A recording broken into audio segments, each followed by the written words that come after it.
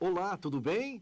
Seja bem-vindo a mais uma edição do podcast Máquinas Pensantes, onde o nosso foco principal é inteligência artificial, mas a gente percorre por todas as áreas. E eu tenho a honra de receber aqui hoje, com muita alegria, a secretária estadual de Educação, a professora Fátima Gavioli. Muito obrigado pela presença, professora. Obrigada, Ercilei. Obrigada a todos vocês aí que participam desse debate tão importante, com o nome de Máquinas Pensantes, esse podcast, né? Fico até vaidosa de participar de um podcast tão seleto quanto esse. Espero que a gente tenha uma boa conversa aqui. Ah, eu tenho certeza. Professora, já está bem firmado, acho que no país todo, sobre os resultados dos nossos índices, né? De Goiás sendo o primeiro lugar no IDEB no Brasil. Eu acho que nós já passamos a comemoração, né? Nós já estamos bem cientes disso, e nós temos que repensar agora como que nós vamos manter esse primeiro lugar nos próximos anos. Verdade. Quais são as estratégias que a Secretaria Estadual de Goiás, comandada pela senhora, já faz esses encaminhamentos? Olha, Ercilei, nós comemoramos muito no dia do anúncio do resultado, né, do nosso IDEB. Você participou, Sim. festamos, o governador esteve na SEDUC. Sim. Depois nós fomos ao Palácio, demos uma entrevista coletiva e festamos. Na sexta-feira, liberei toda a rede para um dia de comemoração. E a rede levou isso muito a sério. Olha o que teve de carreata, o que teve de festa no interior. Eu recebi fotos, vídeos. Engraçado que diz que os comerciantes estavam lá, passava aquela carreata enorme. E o comerciante dizia, quem é esse candidato forte aí desse jeito? Aí o povo dizia, é a educação, né? Que momento importante a educação está vivendo nesse sentido. Eu estou falando aí por onde eu estou passando que a educação vai dominar o mundo já. Estou falando aqui, inclusive, do mundo político. Sim. Eu me vejo numa condição nunca vista em relação ao resultado do IDEB. Todo candidato quer vincular o resultado do IDEB a ele agora também. Olha que bacana isso. Sim. Você viveu um tempo em que os candidatos a vereador, a prefeito, fazem questão de dizer, eu quero ser o prefeito da educação, né? Antigamente, bem antigamente, as pessoas achavam que a educação não dava voto. E houve um pensamento assim, Ercilei, de que a educação não dava voto. Então eu tirei, como ele saiu na quinta, a gente comemorou quinta tarde, sexta foi um dia de folga, sábado e domingo todo mundo festando, segunda, às 7h30 da manhã, a equipe inteira estava reunida já no meu gabinete, traçando as metas, traçando o planejamento, traçando caminhos para daqui para frente. Tá? Não tem um dia de sossego. Hoje você já participou de uma reunião, comigo. Ercilei é um colaborador aqui na SEDUC, dos mais importantes, experientes. Então, assim, não tem folga para isso. Todo dia é dia de parar, ler os documentos, ver o que está acontecendo, baixar os artigos dos cientistas que estão escrevendo sobre essa análise do IDEB e traçar caminhos para o futuro. Eu acredito que haverá mudanças na métrica do IDEB, acho que o INEP vai trabalhar aí com propostas, já se fala, por exemplo, de adotar os resultados da prova do Enem para a terceira série do ensino médio. E isso é bem confuso, porque o Enem é o que leva para a universidade. Sim. E o SAEB é o que olha para a rede, é o que olha para o sistema, né? Então, acredito que se for isso mesmo que possa estar acontecendo aí nos próximos anos, nós teremos aí uma análise muito profunda da rede no quinto ano e no nono ano, e vamos perder isso no ensino médio, mas está valendo, acho que está na hora de mexer na métrica mesmo do INEP. A senhora acha que mexendo nessa métrica, a gente tem uma preocupação, às vezes, de mudar de posição? Seria por essa linha? Sem dúvida, qualquer mexida que eles derem lá pode comprometer, sim. Por quê? Porque o que vai garantir que um Estado continue no topo é a proficiência. Sim. A proficiência é muito importante. Você tem que ter proficiência. Sim. A questão do fluxo, ela precisa ser trabalhada, combatida, através do Bolsa Estudo, através da busca ativa e tal, mas o fluxo não pode ser a coisa mais importante. É a proficiência, como ela é. Mas nessa nova métrica, eu acredito que vai entrar um critério chamado equidade. Que é o que o país não fez nos últimos anos. O que é? É você realmente trazer para dentro a discussão sobre alunos no geral, raça, sexo, questões socioeconômicas. Eu acredito que isso vai... As etnias, né? Exatamente. Eu tenho resultados já de que as meninas pretas, por exemplo, têm mais evasão, têm mais desistência, tem mais abandono, tem notas, isso falando do aspecto geral, Sim, tá? Do Brasil mesmo. Uhum. Tem notas inferiores em relação às notas de meninas que nascem em famílias socioeconomicamente bem-sucedidas e tal, né? Brancas. Então, está na hora do Brasil enfrentar isso. Uhum. Se isso vai fazer Goiás no início perder a posição, é motivo a mais para a gente trabalhar mais, né? E garantir que seja de fato aquilo que a Constituição falou em 88, que a educação é um direito de todos. Certo. Resumindo essa primeira fala da senhora, então a gente começa a fazer encaminhamentos pontuais para os próximos resultados, né? Com certeza. Mudando a métrica ou não. Exato. Mudando ou não. Independente de mudar a questão da equidade, a rede de Goiás precisa fortificar. Eu não tenho vergonha de dizer que tem um ano que a gente focou na questão de equidade. Tem um ano que nós focamos nisso. Sim. Então, um dos pontos é a questão da equidade. Exatamente. Quais outros pontos Goiás precisa se preocupar para manter em primeiro lugar? Mesmo mudando a métrica ou não, para a gente se posicionar melhor. Olha, por exemplo, professores de área nas suas respectivas áreas. Que a gente já vem fazendo isso há algum tempo. Exatamente. Professor de português, trabalhando na área de linguagem, códigos e suas tecnologias. Professores de matemática, trabalhando na sua área a área de exatas, né, que são códigos e suas tecnologias. Nós temos que ter essa preocupação de que o professor de área esteja na sua área. Sim. Até o próprio professor de área, às vezes, ele pede para sair. Ele quer fazer serviços administrativos. Isso prejudica ele na hora de aposentar. Ele deixa de contar como professor regente. Isso prejudica ele na hora de ser remunerado, porque a remuneração e a gratificação sempre vai ser mais forte para quem está dentro da sala de aula em regência. Então, à medida em que ele sai da sala de aula para aposentar, ele aumenta aí, às vezes, até 10 anos a mais de pedágio. Então, eu tenho trabalhado para que quem é da área fique na sua área, para que o CEPFOR faça formação voltado para esta área, e o professor pensa que ele sabe tudo e a gente não sabe tudo. A gente precisa de formação o tempo todo, principalmente formação em serviço. E é claro que nós temos que trabalhar com cada vez menos com falta de professor, né? Era a minha próxima pergunta. Então pode fazer. Não, porque há essa preocupação. Eu acho que não é só de Goiás, né? É sobre o absenteísmo, né? Que é a falta de professor, a falta de profissional no seu posto de trabalho. E a gente já tem essa preocupação aqui. A gente já tem esse olhar para essa preocupação, que a senhora hoje, inclusive, falou sobre isso. Né? Eu falei ontem, falei hoje, vou falar amanhã. Eu tenho o professor adoecido, que pegou um atestado aí de 15, 20 dias, e eu tenho aquela falta que ela é bem atemporânea, que ele estava vindo para a escola e sofreu um acidente. Então vai precisar ir para o pronto-socorro, vai ser medicado, provavelmente vai pegar aí uns 3, 4 dias de atestado, os alunos perderam a aula. Isso é gravíssimo. Sim. Isso é gravíssimo.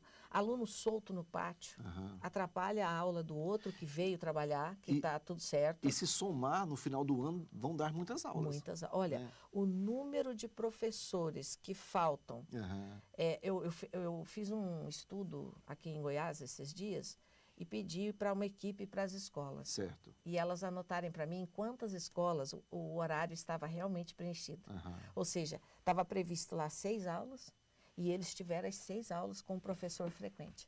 Vocês não têm ideia. Ao final daquela semana, nós tínhamos, em média, 200 aulas que não tinham sido dadas naquela semana. Só em Goiânia. Né? E pior, você ia olhar, não tinha atestado médico também, não. É tudo justificado.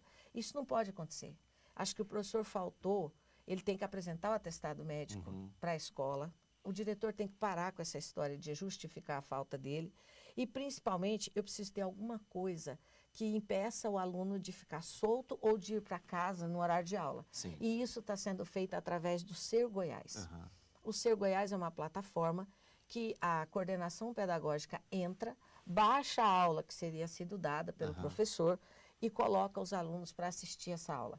Ela é maravilhosa, ela tem prendido a atenção. Só para você ter ideia, nesse mês de agosto, nós tivemos 238 mil acessos no Ser Goiás.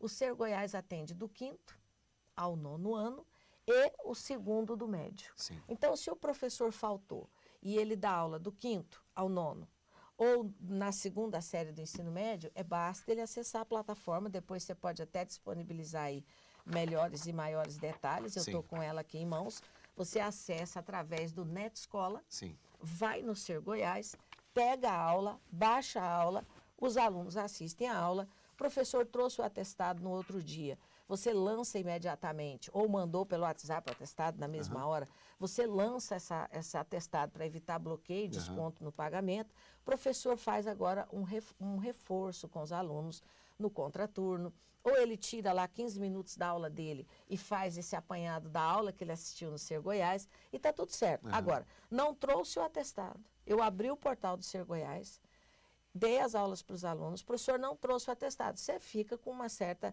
tranquilidade para colocar a falta, porque até então o aluno teve aula, né? E não houve perca para o aluno. Exatamente. Eu recebi um documento do TRE dizendo que os professores não querem ir trabalhar na eleição. Sim. Não querem. E eu fiquei bem assustada com isso, porque primeiro que eu nunca tinha visto. Eles têm 2 dias de folga, né, se trabalhar na eleição. Mas se você for parar para pensar, os professores estão certos. Porque o professor, ele não segue o calendário civil, ele segue o calendário letivo. Sim. Aquele que não fecha 200 dias letivos, ele não fechou a carga horária dele. Sim. E ele também pode ter falta. Então, eu vou pôr falta para quem trabalhou na eleição do TRE, mas nunca. Sim. Isso é lei federal. Ele tem direito às 2 folgas? Tem, mas tem que repor. É por isso que ele não está querendo ir. Porque não fecha os 200 dias letivos dele, que ele precisa ter. Inclusive, eu vou responder ao TRE. É claro que os professores vão trabalhar e tal, mas com essa concepção que, querendo gozar os 2 dias de recesso, a carga horária dele não fecha. Não fecha. Né? Então, é importante o Ser Goiás nessa hora, porque pode até se organizar para evitar. Porque se os professores deixarem de trabalhar de mesário na eleição, não teremos eleição não, viu, Ercilei? É verdade. Eles são os únicos que estão lá todo ano. E é um trabalho tão importante, né? Um trabalho cidadão. Uma contribuição muito grande, né? Uma contribuição muito grande. Para a sociedade. Professora, a senhora falou aí de muitos pontos do chão da escola, né? Claro. E isso remete à gestão da escola. E nós tivemos recentemente a eleição para diretor, que não é uma exigência da SEDUC Goiás. Não está dentro das condicionalidades. Acho que a primeira condicionalidade é ter eleição para gestor. Lei do Fundeb. Do Fundeb. E como foi? Foi tudo bem? Os gestores que foram eleitos estão bem? São pessoas do nosso meio? Ercilei, a nova lei do Fundeb, que repassa verbas para estados e municípios, ela colocou lá as suas condicionalidades. E a primeira é que haja, através de seleção, mérito e desempenho, essa consulta pública para gestores. Mas antes dele chegar na consulta pública, ele faz inscrição, participa de um curso, faz uma prova sobre o curso, aprovado, ele vai para a consulta pública, né? Nós tivemos aí um sucesso nesse processo. Algumas escolas, realmente, a gente precisou ter uma segunda, uma terceira chamada, porque estava muito difícil passar no curso, né? Esses diretores estão sendo avaliados agora, a partir de agosto. Eu devo receber da Leia, nossa gerente de avaliação, ainda nesse mês de setembro, o relatório de como está sendo as atividades. O que vai... nós vamos olhar resultado da prova do SAEB, nós vamos olhar SAEGO, nós vamos olhar evasão, nós vamos olhar bolsa estudo, nós vamos olhar prestação de contas e a boa relação com a comunidade. Feito tudo isso, ele será, evidentemente, reconduzido aí para mais um ano de mandato. Não sendo feito, a gente novamente abre o processo naquela escola. Mas eu diria a você que não vai chegar a 2% a necessidade de substituição. Que coisa boa. Você foi diretor, sim. Você sabe do que eu estou falando. Um diretor, ele pode ser bom como for, sem investimento ele não faz nada. Não. O diretor precisa de viver a gestão democrática na prática, desde o processo de seleção dele até o envio de verbas. E hoje o governo do estado faz um investimento extraordinário aí nos conselhos escolares, através do Equipar, Reformar, através do PDDE Goiás, né? E até reformas e construção de escola, a gente tem enviado dinheiro para o conselho ou para o conselho da própria regional, né? Trabalhando direitinho, eles têm se esforçado, tá? Têm se esforçado muito. De vez em quando, como em todo lugar, alguém vai lá, vacila, né? E a gente chama a atenção, e se vacilar de novo, aí a gente faz um convite para a pessoa sair e nomeia o interventor até que a gente consiga resolver os problemas que estão acontecendo, né? Excelente, maravilhoso. Muito bom. Professora, outra coisa, Goiás tem se destacado também na evasão, né? A gente não está tendo muita evasão. Graças a Deus. Então, quais os programas que fortaleceu a gente não ter evasão, né? A gente ter um engajamento maior, não só dos docentes, mas dos discentes, da família, né? Eu percebo, como a senhora mesma disse, eu fui diretor por 2 vezes, né? Eu percebo um engajamento maior. Mas isso também reverbera nas ações da SEDUC. Quais foram essas ações que o engajamento foi mais potencializado na educação de Goiás? Silei, antes de responder a tua pergunta, eu quero falar que você foi um grande diretor. Ô, professor, muito obrigado. O senhor é um homem abençoado, sabe? A gente olha para o senhor e vê que o senhor gosta do que faz, acredita no que faz e amanhece o dia querendo fazer a diferença na vida das pessoas, das crianças. Isso é ser educador. Muito obrigado. E depois falar que eu tenho feito um movimento, desde que eu cheguei aqui, de trazer diretores para dentro da SEDUC. Verdade. Vocês podem olhar que vocês já são aí quase uma dúzia de diretores que eu tenho trazido para cá. Eu estou gostando disso. Eu estou tirando vocês da condição de espectadores para vidraça. Porque quando você está lá na escola e olha para nós aqui, às vezes você olha para a Secretaria de Educação como aquela pessoa, eu vou falar de mim, a pessoa que dá não, né? A pessoa que dá não. Eu acho que eu dou mais não do que sim na minha vida mesmo. E por que eu dou não? Porque quando o caso chega para mim, ele está praticamente perdido. Sim. Quando o caso chega para mim, pouca coisa eu posso decidir favoravelmente. Mas esse não é um não que não está só respaldado na minha vontade. Ele está respaldado na corregedoria, na nossa procuradoria. Os órgãos de controle. Exatamente, todos, né? os órgãos de controle. Então, o que me chama a atenção é que eu trazendo esses diretores para cá agora, vocês têm a oportunidade de conviver no dia a dia comigo, com os diretores da secretaria, com os superintendentes e na escola de volta. Exatamente. Porque vocês vivem muito dentro das escolas. Então, quando um diretor vai para a escola, ele sabe o que está funcionando, o que não está, ele sabe como é que ele aborda o gestor da escola. Então, eu quero parabenizar porque você abriu essa porteira aqui para nós, num bom sentido, né? E agora já são tantos que estão aqui. Espero trazer até o final do mandato do governador Ronaldo Caiado, espero trazer aí muitos mais diretores bons para atuar em cargos aqui dentro da secretaria. Respondendo à sua pergunta, eu quero dizer... Qual que era a pergunta? Do engajamento. Engajamento. Viu só? A pessoa vai ficando velha, foi elogiar, esqueceu a pergunta. O primeiro documento que foi preparado na secretaria é o Busca Ativa, que veio em parceria com a Unicef. A Patrícia coordenou esse trabalho, nossa diretora de políticas, em parceria com todas as demais da secretaria. Foi um sucesso a Busca Ativa. Quem não lembra da professora Bolonha lá de Aparecida? Demais. Foi parar na Globo, né? Na Globo. Olha como é que é importante você ser diferente, fazer algo mais. Tem gente que só faz mais do mesmo. Todo dia ele acorda, todo dia ele faz isso, todo dia ele faz aquilo outro. Às vezes eu chego nas escolas, Ercilei, tá aquela cortina com blackout, aquela sala escura. Quem foi que falou para você que menino em sala escura aprende? Menino gosta de estar aberto, estar iluminado, sabe? Aquela luz, essa luz aqui ligada o tempo todo dentro da sala de aula. O câncer de pele não chega agora, ele chega daqui a 10, 15, 20 anos. Se colocar o professor e o aluno o tempo todo com aquela luz desligada enquanto dá aula, não tenho dúvida. Eu sou uma pessoa que já tirei aí de 7 a 8 câncer de pele. Eu sei do que eu estou falando. Abre as janelas. Eu falo com a Supinfra que na hora que for fazer as obras, desçam as janelas. Porque isso aqui também ajuda na aprendizagem. O blackout, a sala escura, faz dar sono, fadiga, cansaço e depressão. Então, eu odeio quarto escuro, sala escura e tudo. Então, assim, essa busca ativa foi muito bacana, porque ela também abordou esses pontos, como preparar uma escola, preparar uma sala de aula. Porque ir lá buscar e trazer aqui também... É que eu já ia complementar. De repente, ele chegou na escola, mas ele não fica. Não fica. Né? Porque a escola não está acolhedora. Você vai em escola, por exemplo, que eu mando equipar... E a escola não tem mesa de refeitório. Pô, se você mandar equipar para mim e eu não tenho mesa de refeitório, a primeira coisa que eu vou fazer é comprar aqueles blocos de mesa branquinha, formar uma ali no pátio, numa cobertura para as crianças sentarem. Não, os meninos vão lá, pegam o prato, vai lá para a sala de aula comer. Não, está errado. Se eu estou mandando equipar, você tem que dar prioridade para o estudante. E aquilo que você tiver de sobra, você vai lá, divide com a sua equipe e coloca na escola. Então, a busca ativa foi muito importante, porque ela trabalhou isso em todos os sentidos. O equipar veio ajudar a equipar as escolas, o reformar para manter ele dentro da escola, né? As formações de professor, concurso público que veio trazer o profissional efetivo, que era contrato, mas agora ele é efetivo. Imagina, eu acabei de dar um abraço numa professora aqui agora, ela pediu para me dar um abraço, ela é 8 anos que ela é contrato. Olha. E agora ela acabou de tomar posse em biologia. Era assim que tinha que ser, né? E por último, e tão importante, o Bolsa Estudo.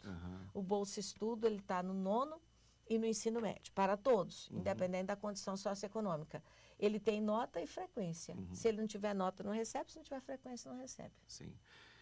Deixa eu só fazer menção, a senhora fez um elogio a mim e eu quero comentar sobre isso também. A senhora é uma pessoa muito marcante na minha vida.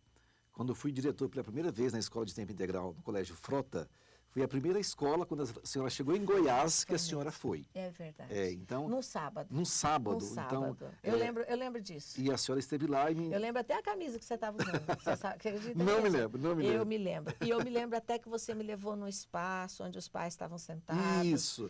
A senhora quis conhecer a escola toda lá no fundo. Foi. E estava muito suja, eu fiquei com vergonha. Falei, será que a secretária vai lá? Eu lembro disso. Mas hoje ela está tão mudada. Tá linda. E vai mudar mais ainda, né?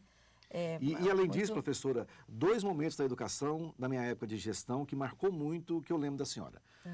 Uma delas é quando nós retiramos aquelas cumbuquinhas de plástico, das cozinhas. Muito bom. E chegou para os estudantes os talheres, né? Isso. Eu fiquei muito emocionado com aquilo e eu não esqueço daquilo. A outra situação, quando estava na pandemia, eu era diretor, e de repente chegavam os caminhões com cesta básica. Eu me emocionei muito com aquilo, né? Porque não fazia parte da nossa convivência escolar naquele momento, né?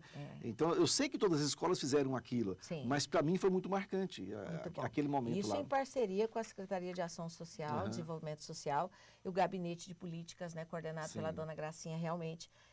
Eu vou falar para você, Goiás tem enfrentado a pobreza, enfrentado a miséria, tem tirado as pessoas da condição de miséria, graças a Deus, sabe? Agora, Ercilei, você falou aí das cumbucas, né? Como foi difícil, né? Trocar o plástico pela cumbuca. Foi. A rejeição foi tão grande. Vai quebrar. Eu posso falar um pouquinho sobre isso, Pode, Ercilei? claro. Olha, eu vou te falar uma coisa. Primeira vez que o governador entrou numa escola e comeu naquela vasilha de plástico foi em Ouro Verde. Escola maravilhosa, diretor querido, ele está lá, eu amo ele, o diretor. O diretor. O Jaime era prefeito. Prefeito. O governador terminou de comer e disse assim para mim, eu quero que você troque todos os vasilhames de escola por louça e os talheres, eu quero que você traga eles de aço. Na hora eu levei um susto, porque assim, endividada, folha de pagamento atrasado, aluguel atrasado das instituições, transporte escolar 2 anos sem pagar, como é que você vai trocar, né? Fiquei assim um pouco assustadinha. Mas depois ele me explicou. A vasilha de plástico, na tua casa tudo bem. Você vai, usa de vez em quando, você lava, seca, deixa escorrendo, coloca lá e tal. Mas a vasilha de plástico no colégio, você usa ela muito rapidamente, manhã, tarde e noite. Exatamente. Ela não seca a tempo. Ela não seca, ela não tem tempo para secar. Com o tempo, ele vai fazendo uma ranhura no fundo do prato, ou na cumbuca. E tem mesmo as ranhuras. É verdade. A olho nu você não vê. Vê. Mas vê também? Mas se você botar um microscópio em cima daquela ranhura, está assim de bactéria. Meu Deus. E elas estão mexendo ali. As merendeiras são poucas. Elas jogam aquilo num tanque, jogam o sabão líquido muitas vezes, soda e tal. E esses pratos ficam de molho um pouco. Depois elas passam ali a bucha e tenta fazer aquilo escorrer, não dá tempo. E quando ela faz isso para escorrer, na nossa temperatura de cozinha, ela funciona como uma estufa. Então, as bactérias e os germes, eles proliferam. E ele, como médico, sabe que na hora que põe a comida em cima daquela ranhura com bactéria, vai direto para o estômago da criança. Então, se você examinar as crianças hoje no Brasil, 90% vai ter H. pylori já, que é a bactéria do estômago. Eu tenho H. pylori. Então, o que ele dá? A H. pylori, ela vai evoluindo até chegar em coisas muito mais graves. Nós herdamos isso. E aí nós fomos trocar o plástico pela louça. Não tenho nem que te falar o que eu enfrentei. A imprensa, motivada por denuncismo de professores de má fé, que não são muitos, mas existem, diziam que os pratos iriam ser usados como arma. Foi. Então, o aluno ia... Eu presenciei isso. Você presenciou. Ele quebraria o prato e furaria o pescoço do outro. Eu confesso que na hora até eu fiquei com medo. Falei, vai. Aí eu chamei a gerente, falei para ela assim, ó, está escrito aqui, porque tudo que a pessoa escreve, você não absorve, mas você tem a obrigação de pensar sobre aquilo na hora. De decodificar. Exatamente, eu não vou absorver. Mas eu vou dizer, uai, peraí, mas o prato vira uma uma lâmina, uma arma. Aí ela pegou, eu me lembro disso perfeitamente, ela pegou as cumbucas e os pratos, aí ela me chamou na área aqui fora da Seduc. Então ela pegava os pratos e fazia tam, no chão. E ele virava aquele farelo. Aí ela pegava a cumbuca e quebrava, todo mundo rindo, porque você está doida, né? E ela quebrando. Para eu ver, para eu entender que ele não vira uma lâmina, uma arma. Sim. Bom, mas isso não foi a única coisa, não. Os alunos, quando eles comiam na vasilha de plástico, tinha uma panela que ficava no centro, né? Tipo essa mesa. Então, assim que eles terminavam de comer, ele fazia, botava o prato à distância. Tá. Olha o que é a escola, né? A escola, ela ensina, mas ela educa também, né? Sim. Se eu continuo com prato de plástico e tal, eles não tinham educação nenhuma para sentar, por exemplo, num restaurante. Porque restaurante você não vai jogar lá. Será que só na escola vai fazer isso? Exato. Eu sento para tomar café numa padaria ali perto de casa e eu fico prestando atenção que eu sento, tomo café, terminei de tomar café, eu pego meu pratinho, pego minha caneca, boto lá dentro, minha xícara, junto, pego e vou lá na janela, coloco lá na janela meu prato. Eu aprendi isso na escola. Sim. E os outros que estão dentro da padaria, eles ficam olhando, não me conhecem, mas ficam olhando, tipo assim, gente, que besteira, ela está tirando o emprego de alguém. Tem funcionário aqui? Olha os funcionários. Não, estou tirando não, estou ajudando, sabe? Na escola, eles jogavam isso. E aí, quando eu mandei os pratos de louça, eu tive escolas que começaram a pedir 200 pratos em um mês de reposição. Como assim 200 pratos? Uma escola com 700 alunos.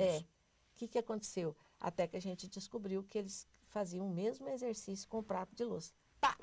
E quebravam não pratos mudou o assim. comportamento. Não mudou o comportamento. Agora mudou. Mudou. Agora mudou. O que está me faltando hoje nas escolas, não sei se dá tempo de fazer, mas eu queria muito fazer, era ensinar a criança a comer e a levar o prato, e mais do que isso, incentivar uma suposta ação na escola de que eu pudesse lavar o meu prato depois que eu faço minha refeição. Eu também já falei isso. Sabe, eu sonho com isso. Eu sonho com um espaço que não é o espaço da merendeira. Não estou tirando o emprego da merendeira, não. Mas é como a escola família agrícola. Professor, inclusive, quando eu comentei isso na escola que eu fui diretor, eu falei, não, os pais vão te processar. Você está colocando um aluno para trabalhar. Eu falei, não é isso. É uma formação que eu vou dar para ele.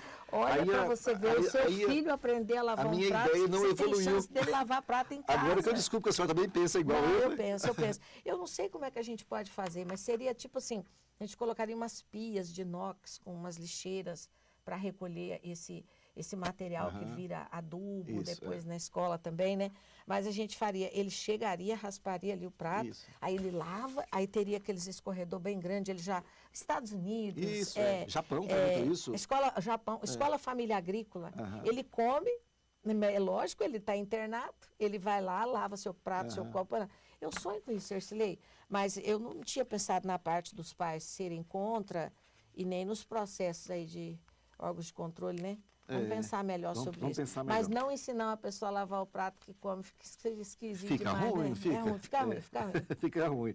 Professor, vamos falar um pouco dos programas, né, que nós temos na Seduc. Vamos começar pela alfabetização com o Alfa Mais, que ele é espelho hoje para o Brasil todo, né? Ele tem um poder muito grande, né?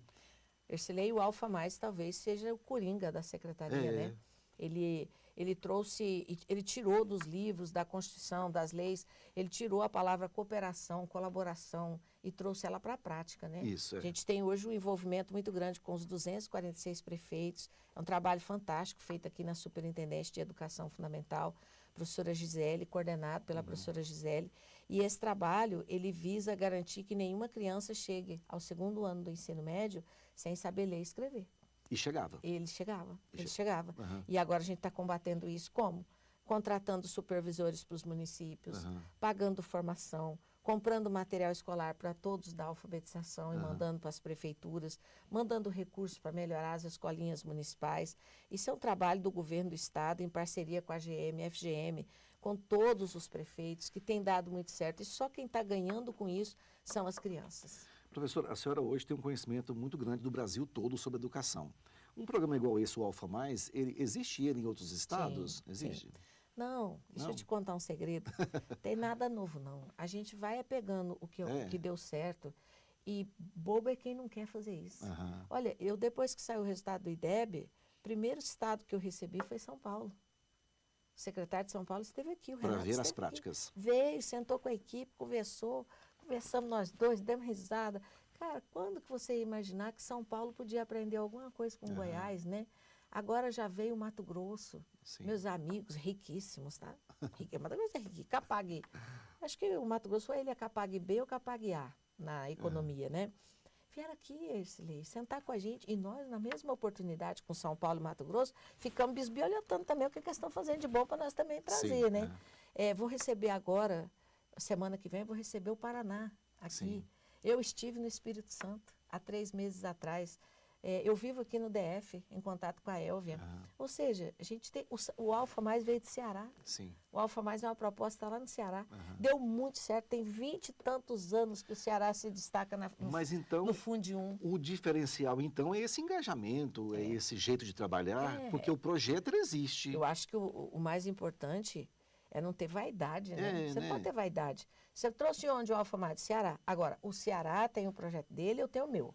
O meu tem a nossa cara goiano de ser. E está dando certo demais. Você vê, o Ceará com 20 e poucos anos, o Goiás alcançou o Ceará esse ano, né? Então, assim, é fantástico isso. Tá certo. O Goiás Tech também destacou nos resultados, professora. Sim, o Goiás Tech nasceu no Amazonas e depois ele foi implantado em Rondônia, lá ele chama Mediação Tecnológica. E na pandemia nós implantamos em Goiás. Só para explicar, o que é o Goiás Tech? O Goiás Tech é universalização da educação para localidades de difícil acesso, onde o aluno, 2, 3, 4, 5, 8 alunos, 10, teria que pegar um ônibus, sair de casa 4 da manhã, ir para a escola, sair da escola e até chegar em casa já era 6, 7 da noite, ou seja, passaria o dia inteiro dentro de um ônibus. Ele não consegue fazer as tarefas dele, porque ele só vive dentro do ônibus, viajando, quando não está lá na escola. Ele chega cansado da escola, ele sai cansado da escola e chega em casa morto já de cansaço. Então, o Goiás Tech é assim, eu tenho os melhores professores do estado dentro do estúdio. Certo. E ele entra, professor mestre em língua portuguesa, professor mestre em matemática. Ele dá as aulas. Certo. As aulas são transmitidas, assim como o seu podcast aqui, para o aluno que está em casa. Quando ele dá essa aula para o aluno que está na casa dele, o aluno, que está na escola, lá dentro tem um professor chamado de mediador. E esse professor, ele é transdisciplinar. Ele acompanha todas as disciplinas, tira dúvida, manda as dúvidas para o estúdio do Goiás Tech. Sim. E aí veio a revelação. Assim como foi em Rondônia, aqui também aconteceu. O primeiro lugar no IDEB, a nota mais alta, e está entre as 20 melhores escolas do país, é o Colégio Aurelice, lá de Formosa, Goiás Tech. É uma escola do Goiás Tech. Goiás Tech. Esse projeto, esse aí eu acho que eu posso bater no peito e falar que ele é nosso mesmo. Eu acho que a intenção é sempre ampliar a quantidade de alunos, né, professor? Hoje nós temos menos de 10 mil, não é? Alunos. Não. Esses alunos são exclusivamente alunos que estão em localidades muito difíceis. Tá. Inicialmente de você nasceu transportar para ele atender para esses, né? Ele nasce no Amazonas, porque lá eles têm mais água do que terra, no Amazonas, então não teria como. O professor, em Rondônia, eu fiz um concurso muito grande de professores, mas na hora que eu dava posse, por exemplo, lá em Nazaré, que é uma ilha, em Rondônia, ribeirinhos, né? Então, eu fiz um concurso para Nazaré. Aí eu chego no hotel, eu morava no hotel, eu estava no hotel, o locutor está batendo em mim. Batendo essa secretária, tá faltando professor de português em Nazaré. Não, tá não, dei posse lá mês passado. Aí eu chego na Seduc no outro dia, chamo a menina da modulação. Eu modulei o professor de português em Nazaré. Eu tenho o hábito de querer entender o que acontece por dentro, assim, não consigo tudo não. Sim. Mas acho que uns 40% eu dou conta de entender. Acho que mais. Acho que mais. Então eu falei assim, eu dei posse para uma professora lá em Nazaré. Ela disse, deu mesmo, professora, mas ela laudou. Olha. Eu falei, laudou? Depois da posse? Depois da posse? Como assim?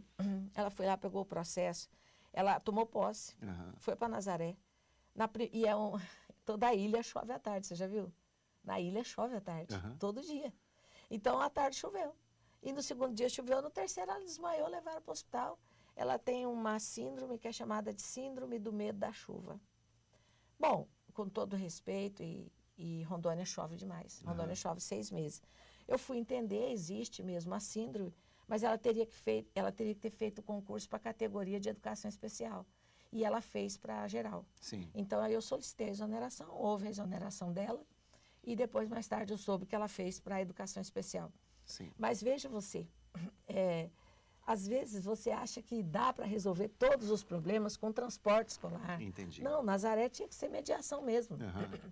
Aqui em Goiás, por exemplo, acho que agora é água mesmo, ou então porque acabou o tempo.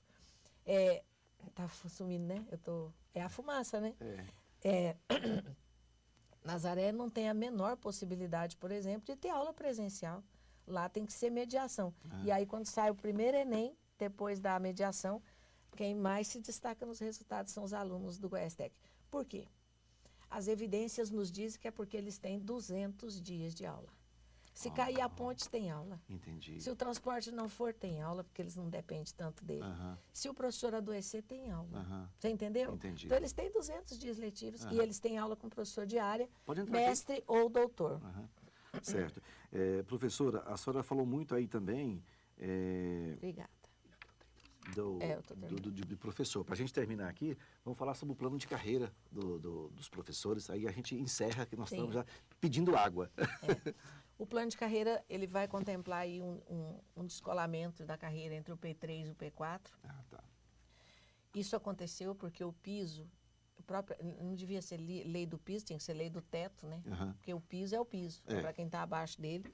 E aí a gente, durante esses anos, por causa do RRF, por causa do teto de gastos, que Goiás está inserido aí nessa dívida, né? Nós só podemos aplicar o piso para quem está abaixo e acima do piso a gente tem que dar inflação. Então, no primeiro ano, Goiás dá 8%, depois dá 10%, depois dá 16%. Mas ele não dá o total do piso. Ele chegou a ter um piso de 33%. Então, o P1 e o P2 colou no P3 e no P4 praticamente. Então, nós fizemos na SEDUC nossas propostas, o impacto é gigantesco. 500 milhões. A hora que bateu na mão do governador, ficou quase doido, porque assim, a SEDUC é grande. Tudo que você dá, P3 e P4, mas mesmo assim, o impacto está de 500 milhões por ano. E aí, na hora que ele viu isso, ele falou, Fátima, vamos mandar para a equipe econômica, porque a multa é muito alta para você infringir a lei do RRF. Então, ele mandou, tá na economia, a SGG também está participando desse processo, a SEAD, a PGE. O governador agora, ele tirou, parece que 6 dias de férias. E engraçado que antes dele viajar, ele mandou uma mensagem para mim no WhatsApp. Eu achei muito legal, que ele mandou para mim que estava saindo de férias, porque ninguém é de ferro, ainda mais, né? Ele que sempre esteve aí tão agarrado nas coisas do governo e gosta de andar e tal. Então, ele precisou tirar... Está sempre antenado conosco, não está sempre... Mas é bonitinha a mensagem. Ele manda para mim assim, você vai me dar 6 dias, eu acabei de decolar e volto no dia 7. Um beijão. Esse é o governador, né? Uma pessoa tão atenciosa, tão carinhosa. Ele está dizendo que no retorno dele, com certeza, vamos sentar e vamos, sim, trabalhar para enviar esse plano, esse semestre para a Assembleia. Beleza. Vamos marcar mais 2 podcasts? Se for depender de nós dois, nós temos assuntos para muitos, né? Muito obrigado pela presença, tá? Muito sucesso aí, mesmo. Deus obrigado abençoe. Para a senhora também. Aproveitar aqui, você vai colocar no ar antes do 7 de setembro? Amanhã. Amanhã. Então, eu quero falar uma coisa aqui. Eu queria pedir aos prefeitos e aos diretores de escola, do interior principalmente, que não abusassem nesse 7 de setembro, tá? Olha, eu sei que 7 de setembro é um dia de comemoração, de ir para a rua, mas o tempo não está pedindo isso. Enquanto não chover, a gente precisa evitar a exposição ao sol, ao calor, e principalmente com crianças. Sim. Isso não é brincadeira. Os professores, muitos deles aí, assim como eu, devem tomar remédio para hipertensão. Nós não estamos brincando. Sim. Uma coisa é você estar dentro da escola, trabalhando com eles e tal, mas foi uma orientação para a escola até que chova, como é que tem que se comportar até nas aulas de educação física. Então, educação física agora, acho que nós não tínhamos que pegar pesado, tem que ter atividades mais tranquilas, trabalhar muito essa questão do sensório, motor, cognição nessas aulas, às vezes sentado, brincando de uma bola atrás, alguém que está a bola, estou dando um exemplo. Sem muito esforço. Sem muito esforço. E o 7 de setembro é um dia muito especial, mas caso não chova, eu recomendo que vocês evitem sair. E se saírem com as bandas, façam na alvorada, façam às 6 da manhã, ou então façam depois das 17 horas. Porque se vocês quiserem expor essas crianças às 10 horas da manhã, no sol que está fazendo, na fumaça que está tendo, eu não vejo como não ter uma tragédia anunciada. Então, na escola, está tudo certo, você leva o aluno está autorizado a encher essa garrafinha de água quantas vezes ele quiser. Exatamente. O professor também. Então, eu acho que a gente não pode suspender a aula, porque se suspende a aula, vai repor no sábado. Como é que nós vamos repor a aula no sábado, né? Não tem como não repor, porque não fecha os 200 dias letivos. Então, nós vamos passar por mais essa tribulação, passamos pela violência, passamos pela onda de calor, passamos pela pandemia e vamos passar pela fumaça, né? Deus vai mandar chuva para nós aí logo, se Deus quiser. Isso vai ser resolvido também. Mas até lá, pelo amor de Deus, vamos parar de querer fazer 7 de setembro. Tá na cara que isso pode gerar, inclusive, acidentes e até óbitos aí, se a gente continuar insistindo em botar eles às 10 horas da manhã no sol. Certo? Obrigada de novo. Um abraço a todos vocês. Obrigado. E vamos continuar trabalhando para ter a melhor educação desse país, mas além de ser a melhor do país, que seja também com equidade. Exatamente. Certo? Obrigado, professora. Tchau, tchau.